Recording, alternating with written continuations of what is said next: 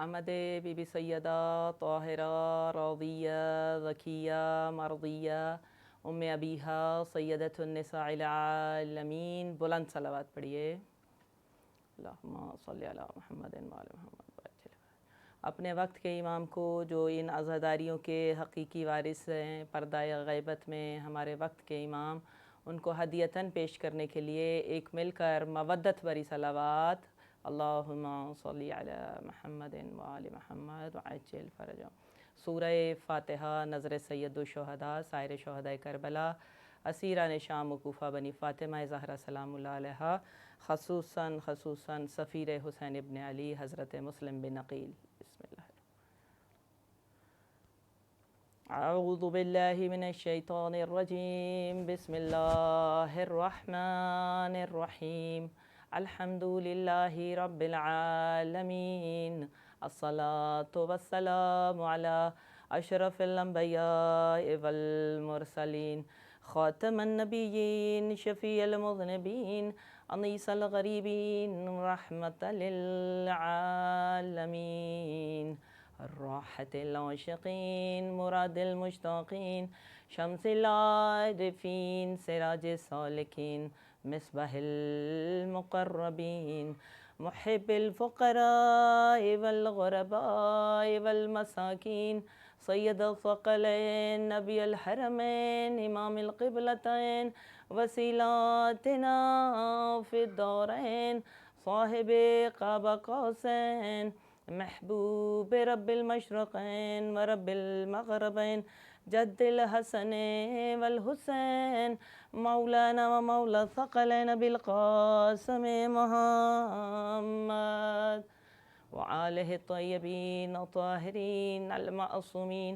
अस्सलातु वस्सलामु अला इमाम ज़मानिना अबा सालिह अल महदी अदरिकनी अदरिकनी अदरिकना रूही व जिस्मी अबी व उम्मी व औलादी लकल फ़िदा वलअनल्लाहु मिन अअदाइहिम अजमईन मलऊनीन। बिस्मिल्लाहिर रहमानिर रहीम। जन्नत अदनिन मुफ़त्तहतुन लहुमुल अबवाब। बुलंद सलावत पढ़िए। मोमिनात अज़ीज़, इस साल फिर से सैयद फ़क़ीर शाह के अज़ाख़ाना जागीर हुसैन से बॉस्टन अमेरिका से आप सबसे मुख़ातिब हूँ। परवरदिगार का लाख शुक्र है कि उसने हमें नेमत उज़्मा के तौर पर नेमत विलायत अता फ़रमाई, और जहाँ जहाँ तक पूरे जहान में परवरदिगार आलम की खुदाई है, वहाँ वहाँ तक वक्त के इमाम की विलायत है, और इसी विलायत के ज़रिए से हम आपस में जुड़े हुए हैं। मोमिनात, मुहर्रम का चाँद नमूदार हो गया। मुहर्रम का आगाज़ होते ही हम वो पहली खुशकिस्मत कौम हैं दुनिया के अंदर, वो वाहिद कौम है कि जो अपने साल का आगाज़ क़ुब्बाए इमाम हुसैन से करते हैं, यानी हरम ज़मानिया इमाम हुसैन यानी फ़र्श अज़ाए हुसैन से करते हैं। मोमिनात, लोग ये पूछते हैं कि तुम मुहर्रम का आगाज़ रोने से या साल का आगाज़ रोने से ही क्यों करते हो? हम कहते हैं कि दुनिया वालों, अगर मुहर्रम का चाँद देखते ही हुसैनियों ने रोना छोड़ दिया, वल्लाह तुम सारी उम्र रोते रहोगे। ये हुसैनियों का रोना बामानी है, बेहदफ़ नहीं है। ये अपने अंदर एक मानी व मतालिब रखता है, और ये रोना हमें रसूलुल्लाह ने सिखाया है। ये रसूल की सुन्नत है। जब 3 शबान को इमाम हुसैन का नूर अतहर रसूलुल्लाह के दस्ते मुबारक पर आया, रसूलुल्लाह ने गिरिया फरमाया और जनाब फ़ातिमा को ये ख़बर सुनाई कि गोया के तफसीर सूरह कौसर की एक कड़ी दुनिया में तशरीफ़ लाई है, मगर मैं गिरिया इसलिए कर रहा हूँ क्योंकि इस तफसीर कौसर की एक कड़ी को करबला के मैदान में तन्हा शहीद कर दिया जाएगा। जनाब फ़ातिमा ज़हरा ने भी गिरिया फरमाया, और सिर्फ गिरिया नहीं फरमाया बल्कि हम सब बीबी की दुआ का नतीजा हैं। बीबी ने हमें रो के परवरदिगार से मांगा था। बीबी ने रो के फरमाया, परवरदिगार एक कौम पैदा फरमा दे जो मेरे इस हुसैन पर रोए।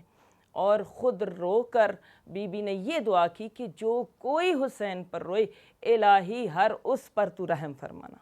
بس ہم بی بی کے منظور نظر ہیں، بی بی کی دعا کا نتیجہ ہیں۔ مگر اس کے ساتھ ساتھ ہمیں تاریخ کے اندر یہ بھی ملتا ہے کہ اہل مدینہ فرماتے ہیں کہ ہم نے کبھی، کیونکہ وہ دور ایسا تھا کہ نہ کیلنڈر ہوا کرتے تھے، نہ سوشل میڈیا تھا، اور یکم کا چاند ویسے ہی کوئی ظاہر جو ہے نا بظاہر واضح نظر نہیں آتا، تو اہل مدینہ کہتے ہیں کہ ہمیں پتہ ہی تب چلتا تھا کہ محرم کا چاند نمودار ہو گیا جب اہل بیت کے گھر سے بلند بلند گریے کی آوازیں جو ہے نا وہ آتی تھیں۔ اور یہاں تک کہ امام رضا کے بارے میں ہے کہ امام رضا علیہ السلام دیبل کو بلایا کرتے تھے، دیبل مرثیہ پڑھا کرتا تھا، اپنے گھر میں فرش عزا کو بچھا لیا کرتے تھے، اور محرم کا چاند دیکھتے ہی امام جوتا پہننا چھوڑ دیتے تھے اور ننگے پاؤں راستوں پر چلتے تھے۔ اور یہاں تک ہمارے ائمہ معصومین گریہ فرمایا کرتے تھے کہ ان کی داڑیاں آنسوؤں سے تر ہو جایا کرتی تھی۔ یہ رونا کیونکہ اپنے اندر ایک ہدف و مطلب رکھتا ہے، اسی لیے تو چھٹے امام نے فرما دیا نا کہ رونا اتنا اہم ہے کہ من بکا او تباہ کا، جو روتا ہے یا رلاتا ہے یا رونے والی صورت ہی بنا لیتا ہے یا رونے والوں جیسا حلیہ بنا لیتا ہے، وجب لہم الجنہ، اس کے اوپر تو جنت واجب ہو جاتی ہے۔ اسی ایک حدیث سے ہمیں پتہ چلتا ہے کہ اس رونے کی کتنی اہمیت ہے، یہ رونا کتنا ہدف و معنی و مطلب اپنے اندر رکھتا ہے، کیونکہ یہ رونا بے معنی نہیں ہے نا، یہ رونا سوئے ہوں کو بیدار کرنے کے لیے ہے۔ ہم نے دیکھا کہ حال ہی میں حسینیوں ہی نے وقت کے یزید کے خلاف جنگ کی، ہم نے دیکھا کہ وہی جو حسین کے لیے روتے ہیں اور رو رو کر دنیا کو بیدار کرتے ہیں، انہوں نے ایک بار پھر دنیا کو بیدار کر دیا۔ کیوں؟ اس لیے کہ حسین ابن علی معیار قرار پا گئے ہیں حق اور باطل کا۔ قیامت تک ہم جب تک روئیں گے دنیا کو بتائیں گے کہ یہ سیاہ لباس، یہ محرم کو دیکھتے ہی رونا رلانا، یہ حق اور باطل کے لیے ہے، کہ حق کی آواز بلند کرنا اور باطل سے بیزاری ہے۔ حسینی وہی ہے کہ جو حق کی آواز بلند کرتا ہے اور اعلان کرتا ہے حسین کی فتح کا، یہ کالے کپڑے پہن کر اور مجلسوں کو برپا کر کے اور مجلسوں میں شرکت کر کے، اور حسینی وہی ہے جو باطل کا دشمن ہے۔ اور مومنات عزیز، یقین کیجئے یہ رونا، یہ رلانا، یہ بے معنی نہیں ہے۔ اس لیے میں چاہوں گی کہ اس سال ہم محرم کو ہر سال کی طرح نہ گزاریں، کیونکہ ہر سال تعزیہ عزاداری اور مجلس ماتم کے فرش سج جاتے ہیں، مگر ہر سال کی طرح نہیں۔ اس سال یہ نیت کرتے ہیں کہ اس سال کچھ مختلف محرم ہو۔ مختلف کیسے؟ کہ ہم نے اس سال محرم کو منانا نہیں ہے، یہ کوئی عادت تو نہیں ہے نا، یہ باقاعدہ ایک ہدف ہے، ایک مقصد حسین ابن علی ہے۔ ہم نے اس سال محرم کو اپنی روح اور کردار کے اوپر طاری کرنا ہے، اپنی روح کے اندر اتارنا ہے، اور ہر سال ہم محرم میں فرش عزا پر آ کر مولا سے کچھ مانگتے ہیں۔ اس سال ہم نے مولا کو کچھ دینا ہے۔ اب بندہ یہ سوچتا ہے کہ مولا کو کیا دیں گے؟ ہم جیسے حاکی لوگ مولا کو کیا دے سکتے ہیں؟ میں کہتی ہوں مولا اتنے کریم ہیں، اتنے کریم ابن کریم ہیں کہ ہم خلوص سے نیت سے جو مولا کو دیں مولا خلوص سے لیتے ہیں۔ یقین کیجئے کہ ہمیں اس محرم میں سفیر حسین بن جانا ہے۔ کیسے؟ کہ آیت اللہ بہجت بھی فرماتے ہیں اگلی منزلیں بڑی مشکل ہیں، اگر تو نے اپنی اگلی منزلوں کو آسان کرنا ہے تو اس کا ایک بہت بڑا ذریعہ فرش عزا کی خدمت بھی ہے۔ بس بانی کی خوش قسمتی ہے کہ وہ فرش عزا کو بچھاتا ہے، بی بی اسے چن لیتی ہیں، اور آپ کو بی بی نے فرش پر آنے کے لیے چنا ہے نا، تو ایک دن بھی ناغہ نہ کیجئے گا، اپنے بچے لے کر اور اپنے گھر والوں کو لے کر ہر جگہ فرش عزا پر ضرور پہنچیں، یہ بتانے کے لیے کہ کیسے حسین نے مدینہ چھوڑا تھا۔ یہ احساس کرنے کے لیے، درک کرنے کے لیے کہ حسین ابن علی نے کیسے اپنے وطن کو، اپنی ماں کی قبر کو چھوڑا، کیسے گھر سے نکلے، کیسے بچوں کو لے کر نکلے ہوں گے، کیسے مستورات کو لے کر نکلے ہوں گے۔ اس لیے یہ ہدف ہم نے جو ہے نا مولا کا پورا کرنا ہے۔ کیسے؟ سفیر حسین ابن علی بن کر۔ سفیر کسے کہا جاتا ہے؟ جو پیغام و نظریہ لے کر جاتا ہے، اور ہر وہ کہ جس نے کالے کپڑے پہن لیے ہیں، جس نے خود کو امام حسین کا عزادار کہا ہے، ہر وہ سفیر امام حسین بن جائے، فرش عزا کی خدمت کر لیجئے۔ اسی کے اندر جو ہے نا ہماری آخرت، دنیا و آخرت کی بقا ہے، دنیا و آخرت کی کامیابی ہے۔ اور سفیر حسین ابن علی کا آج دن ہے۔ آپ کے ہاں مجالس میں یہ روایت پائی جاتی ہے کہ آج کا دن آپ سفیر حسین سے منسوب کرتے ہیں۔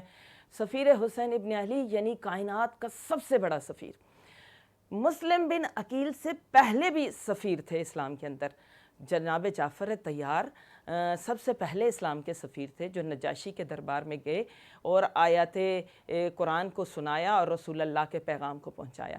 مگر بعین ہی کہ جیسے کائنات کے اندر علمبردار اور بھی ہیں، علمدار خود مولا کائنات علی ابن ابی طالب رسول اللہ کے علمدار تھے، مگر عباس باوفا نے ایسی علمداری دکھائی، ایسی علمداری نبھائی کہ عباس کا نام، علم کا نام سنتے ہی عباس علمدار کا نام ذہن میں آتا ہے۔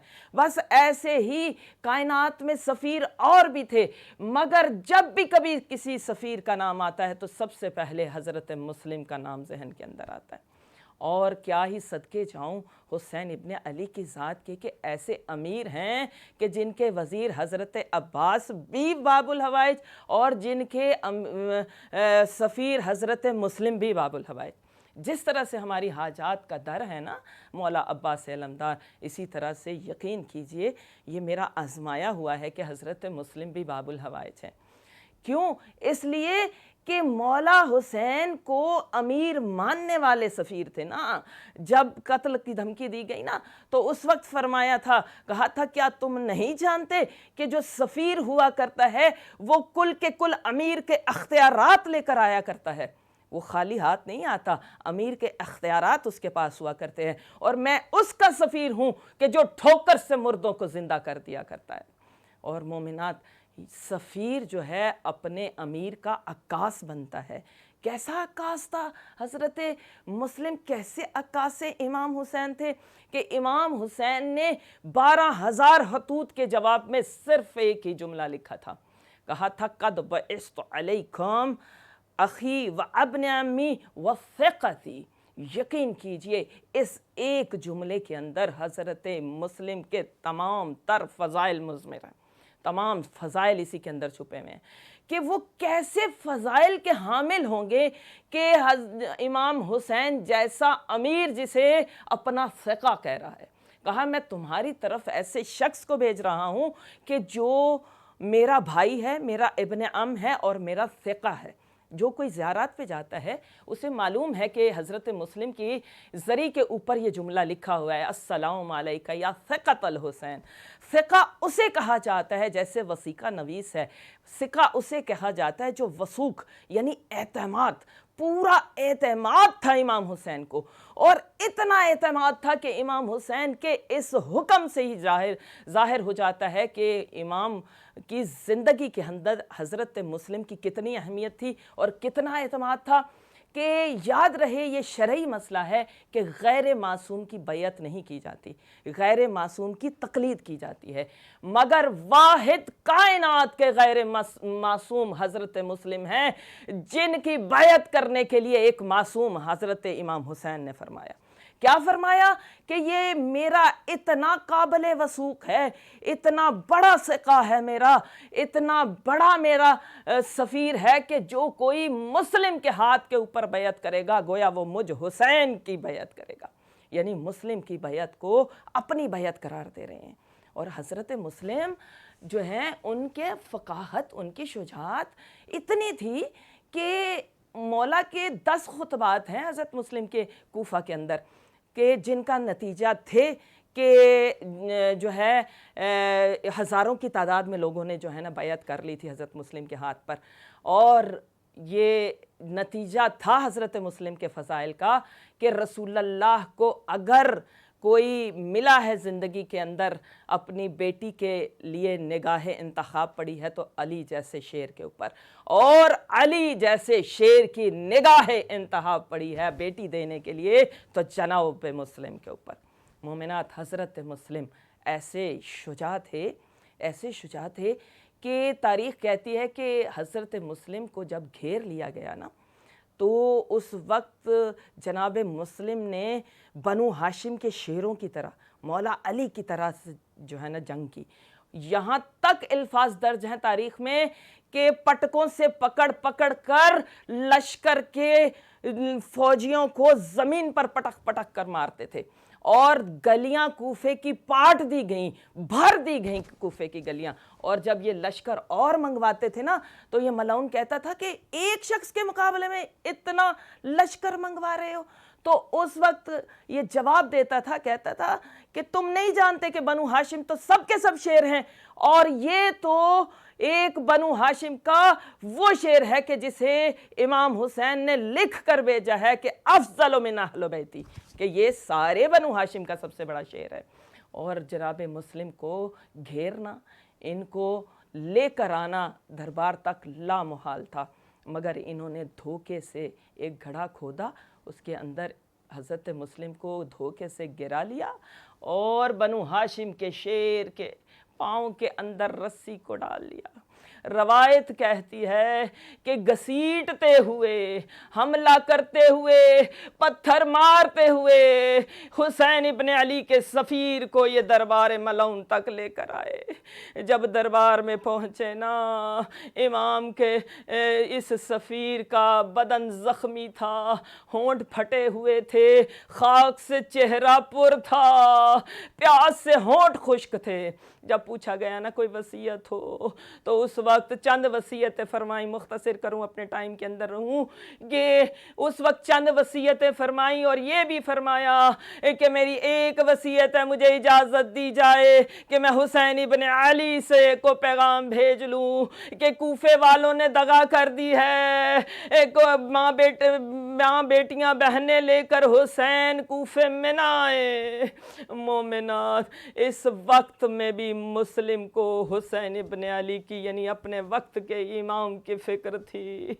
جانتی ہیں جب پانی پیش کیا گیا، لبوں کا خون پانی میں مل گیا، بعین ہی کہ جیسے حسین ابن علی کی شہادت کے ساتھ حضرت مسلم کی شہادت کو بہت ساری مشابہت حاصل ہے، بعین ہی کہ جناب امام حسین جب تھک کے 10 محرم کو نہر فرات کے قریب ایک پتھر پر بیٹھے نا، اپنے آساد سے اپنے ماتھے کو ٹیکا ہوا تھا کہ دور سے ایک نکیلا پتھر آیا۔ یہ پتھر تاریخ میں درج ہے کہ جناب مسلم نے خود اپنی آنکھوں سے تراشتے ہوئے کوفے میں دیکھا تھا کہ یہ پتھر جنگ کے اندر ہاتھیوں کو مارنے کے لیے استعمال کیے جاتے تھے۔ دور سے پتھر آیا جس نے لبہائے حسین کو زخمی کر دیا، دندان مبارک شہید ہو گئے اور خون جو ہے وہ پانی میں مل گیا۔ اسی طرح جناب مسلم پانی جو پینے لگے نا تو خون جو ہے وہ پانی کے اندر مل گیا، پانی کو وہیں ترک کر دیا۔ ان ملعونوں نے حضرت مسلم کو دارالامارہ کی چھت پر لے جایا، وہاں جا کر جناب مسلم نے ایک عمل کیا جو آج تک ہماری مجلسوں کو مکمل کرتا ہے، اور وہ عمل یہ ہے کہ رخ کیا حسین ابن علی کی جانب، انگلی کے اشارے سے کہا السلام علیکہ یا ابا عبداللہ الحسین۔ مومن حضرت مسلم چھت سے دارالامارہ کی نیچے جب دیکھ رہے تھے، شب عید تھی نا، لوگ اپنے بچے بازار میں لے کر پھر رہے تھے، یقیناً ذہن میں آیا ہوگا اے کوفے والو تمہارے درمیان ہی میرے بچے ہیں، ان کا بھی خیال کرنا۔ مگر جلاد نے اپنی تلوار کو کھولا، بے نیام کیا، جناب مسلم کے سر پر جو تلوار کو چلایا، ادھر سفر میں امام حسین نے جواب دیا سلام کا۔ جناب مسلم پہلے مجاب ہیں، جنہیں مجاب امام حسین بھی کہا جاتا ہے، یعنی امام حسین کا جواب انہیں سنائی دیا۔ جانتی ہے جب جواب دیا نا، جناب زینب کہتی ہیں میرے بھیا کی حالت یہ تھی، امامے کے پیچ گلے میں آ گئے۔ میں نے رو کے پوچھا بھیا آپ کی یہ حالت؟ عباس علمدار قریب آئے، رو کے بتایا مسلم اب ہمارے درمیان نہیں رہے۔ مومنات جناب زینب کو حکم دیا، اے میری بہن زینب جاؤ وہ در لے کر آؤ نا جو میں نے رکھوائے تھے، عاتقہ کو میرے پاس لاؤ۔ جناب عاتقہ کو لایا گیا، امام حسین نے اپنے زانو پر بٹھایا، سینے سے لگایا اور وہ در پہنائے۔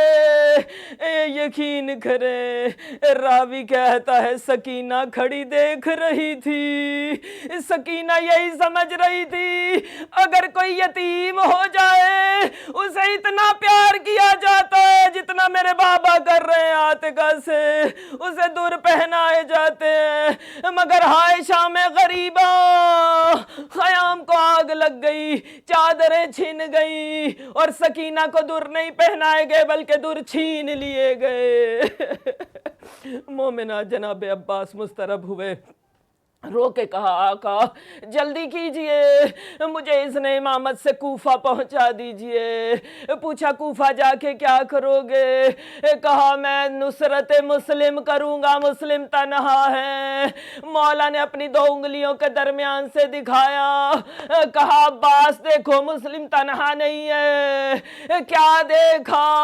دارالامارہ سے سر نیچے آ رہا ہے، کوئی کالے برقے والی ہے، اپنی چادر کو پھیلا کے رو رو کے کہہ رہی ہے اے میرے حسین کے سفیر، اے میرے حسین کے مشن کے پہلے شہید، آ میری گود میں آ جا، فاطمہ تجھے اپنی آغوش میں لے۔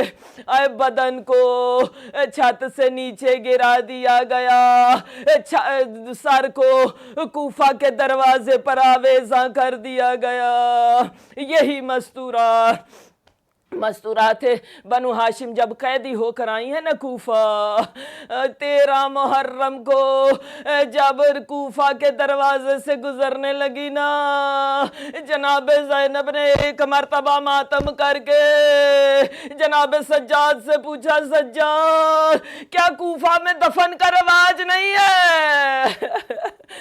اور جناب رقیہ نے جانتی ہے کس طرح سے پرسہ دیا، کہا والی جو میرے ساتھ ہوا تو دیکھ رہا ہے، جو آپ پر گزری میں دیکھ رہی ہوں، مگر مجھے یہ بتا دیجئے میرے محمد و ابراہیم کہاں ہے؟ آئے محمد، ہائے ابراہیم، الا لعنت اللہ علی القوم الظالمین وسیعلم الذین ای منقلبوا ینقلبون۔ السلام علی الحسین وعلی علی ابن الحسین وعلی اولاد الحسین وعلی اصحاب الحسین۔ پروردگار ان روتی آنکھوں سے دعا کرتے ہیں بانیان کا یہ کوشش و کاوش و فرش عزا کا بچھانا اپنی بارگاہ میں قبول فرما، ان کے والدین کی بخشش و مغفرت فرمانا، ان کے درجات کو بلند فرمانا، سب کا چل کے آیا اپنی بارگاہ میں قبول و منظور فرما۔ پروردگار کمانے والوں کی خیر خو، اسی طرح سے یہ فرش عزا، یہ ذکر حسین ابن علی، یہ عزاداریہ ان کی نسلوں کے اندر منتقل فرمانا۔ بانیان کے بچوں کو دن دگنی رات چوگنی ترقی ہو، جو کمال کامیابیاں کامرانیاں نصیب ہوں۔ آج کوئی بھی یہاں سے خالی ہاتھ نہ جائے۔ سب سے بڑی دعا کہ ہمارے وقت کے امام کے ظہور میں تعجیل فرما دے۔ ربنا تقبل منا انک انت السمیع العلیم، ماشاء اللہ لا حول ولا